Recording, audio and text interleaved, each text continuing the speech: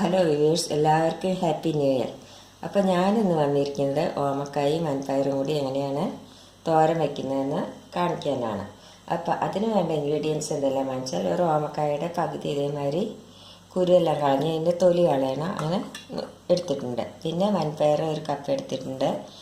പിന്നെ അതിലേക്ക് വേണ്ടത് നാളികേരം, ഒരു 5 ടേബിൾ സ്പൂൺ നാളികേരം എടുത്തിട്ടുണ്ട്. പച്ചമുളക് എരിവിനനുസരിച്ച് 4 എടുത്തിട്ടുണ്ട്. പിന്നെ ജീരകം ഒരു 1/4 സ്പൂണ്. പിന്നെ വെളുത്തുള്ളി ഒരു 4 അല്ലി എടുത്തിട്ടുണ്ട്, അത് ചതയ്ക്കാനുള്ളതാണ്. പിന്നെ അതിലേക്ക് ഉപ്പ് വേണം, മഞ്ഞൾപ്പൊടി ഒരു 1/4 സ്പൂണ് വേണം. പിന്നെ ഒരു സവാള വേണം, കരിവേപ്പിൻ്റെ ഇല വേണം, പിന്നെ കടുക് വേണം, വറ്റൽമുളക് വേണം. ഇത്ര സാധനമാണ് വേണ്ടത്. ഇനി നമുക്കത് എങ്ങനെയാണ് ഉണ്ടാക്കുന്നത് നോക്കാം. ആദ്യം നമുക്ക് ഈ വൻപയർ ഒന്ന് വേവിച്ചെടുക്കാം കുക്കറിലിട്ടിട്ട്. അതിനൊരു കുക്കർ അടുപ്പത്ത് വെച്ചു, അതിലേക്ക് ഒരു ഗ്ലാസ് വെള്ളം ഒഴിച്ച് വെച്ചു.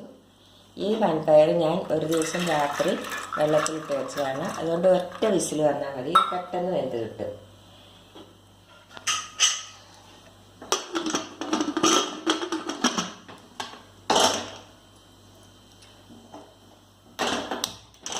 ഇനി ഈ വൻപയർ വേകുമ്പോഴേക്ക് നമുക്ക് ഈ ഓമക്കായ നമുക്ക് ചെറുതാക്കി ഒന്ന് നുറുക്കിയെടുക്കാം. ആദ്യം ഞാൻ എൻ്റെ തൊലി കളഞ്ഞിട്ട് ഇതൊന്ന് ചെറുതാക്കി നുറുക്കിയെടുക്കട്ടെ. കായ നമ്മൾ ഇത് കണ്ടില്ലേ, ഇതേമാതിരി കത്തി കൊണ്ട് ഇതേമാതിരി നമ്മൾ ചെറുതാക്കി നുറുക്കിയെടുക്കുകയാണ് നമ്മൾ ഈ തോരൻ വയ്ക്കുമ്പോൾ നല്ലത്. അപ്പോൾ ഇതിൽ നമ്മൾ നുറുക്കിയെടുക്കുക, ഇതിൽ നമ്മളിങ്ങനെ ചിരകിയെടുക്കുകയാണെങ്കിൽ എന്താണെന്ന് വെച്ചാൽ അങ്ങനെ വെള്ളം ഊർന്ന മാതിരി ഇരിക്കുകയുള്ളൂ. അപ്പോൾ അതിൽ നല്ലത് നമ്മളിങ്ങനെ നുറുക്കിയെടുക്കുകയാണ്. അപ്പോൾ അത് മുഴുവനൊന്ന് ഞാൻ നുറുക്കിയെടുക്കട്ടെ. കുക്കറിൽ 2 വിസിൽ വന്ന് നമ്മുടെ പയർ നല്ലപോലെ വെന്തിട്ടുണ്ട്. ഇനി നമ്മളെന്താ ചെയ്യേണ്ടതെന്ന് വെച്ചാൽ ഒരു ചീഞ്ചട്ടി എടുത്തിട്ട് സ്റ്റവ് കത്തിക്കാം. അതൊന്ന് ചൂടാവട്ടെ. ചീഞ്ചട്ടി എടുത്ത് വെച്ച് അതിലേക്ക് നമുക്ക് കുറച്ച് വെളിച്ചെണ്ണ ഒഴിച്ചു കൊടുക്കാം. അതിലേക്ക് നമുക്ക് ഈ കടുകും വറ്റൽമുളകും കൂടി ഇട്ട് കൊടുക്കാം.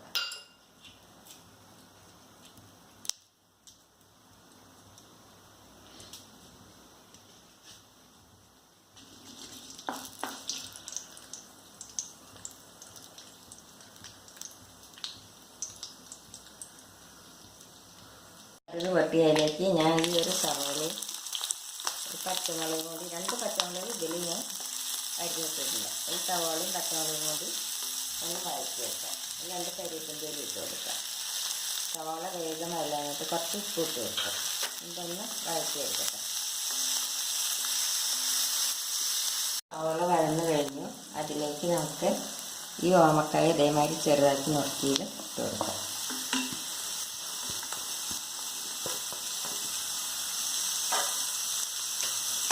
ഇതിലേക്ക് നമുക്ക് കുറച്ച് ഉപ്പും മഞ്ഞൾപ്പൊടിയും കൂടി ഇട്ട് കൊടുക്കാം.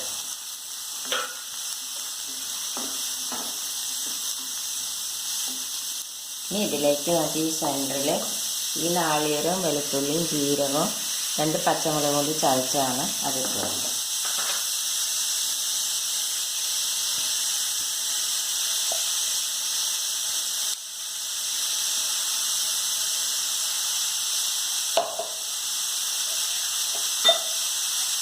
ഇത് കഴുകിയ വെള്ളം കുറച്ച് ഒഴിച്ച് കൊടുക്കാം. എന്നിട്ടത് നല്ലപോലെ ഇങ്ങനെ ഊറ്റിയിട്ട് നമുക്കിതൊന്ന് അടച്ച് വയ്ക്കാം.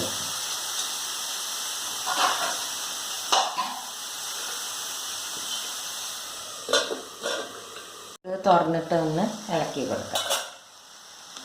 തീ സിമ്മിലാക്കി വെക്കണം കേട്ടോ.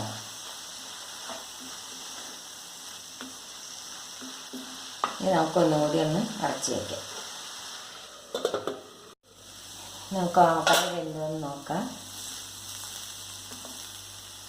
ഓമക്കായ വെന്തിട്ടുണ്ട്. ഇനി എന്താ നമ്മൾ ചെയ്യുന്നത് വെച്ചാൽ ഇതിലേക്ക് നമ്മൾ ഈ വേവിച്ച് വെച്ച വൻപയറില്ലേ, അത് നമുക്ക് ഇട്ട് കൊടുക്കാം.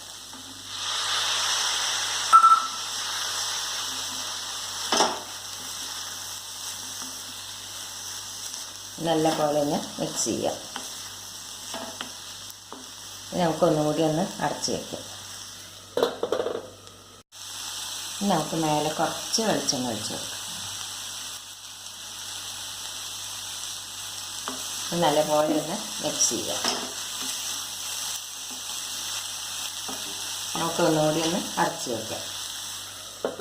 അപ്പം ഇനി നമുക്ക് തുറന്ന് നോക്കാം. നല്ലപോലെ ഒന്ന് മിക്സ് ചെയ്യാം. ഇനി നമുക്ക് ഗ്യാസ് ഓഫ് ചെയ്യാം. അപ്പം നമ്മുടെ പപ്പായ തോരൻ റെഡിയായി. ഉപ്പെല്ലാം നോക്കി, ഉപ്പെല്ലാം ശരിയാണ്. അപ്പം നിങ്ങളെല്ലാവരും ട്രൈ ചെയ്ത് നോക്കണമല്ലോ. ഇഷ്ടപ്പെടുകയാണെങ്കിൽ ലൈക്ക് ചെയ്യാനും ഷെയർ ചെയ്യാനും സബ്സ്ക്രൈബ് ചെയ്യാനും മറക്കരുത്. ഇത് നമുക്ക് ചോറിൻ്റെയും കഞ്ഞിയുടെയും കൂടെ കഴിക്കാൻ നല്ല ടേസ്റ്റാണ്. അപ്പം എല്ലാവരും ട്രൈ ചെയ്ത് നോക്കണം. Thank you.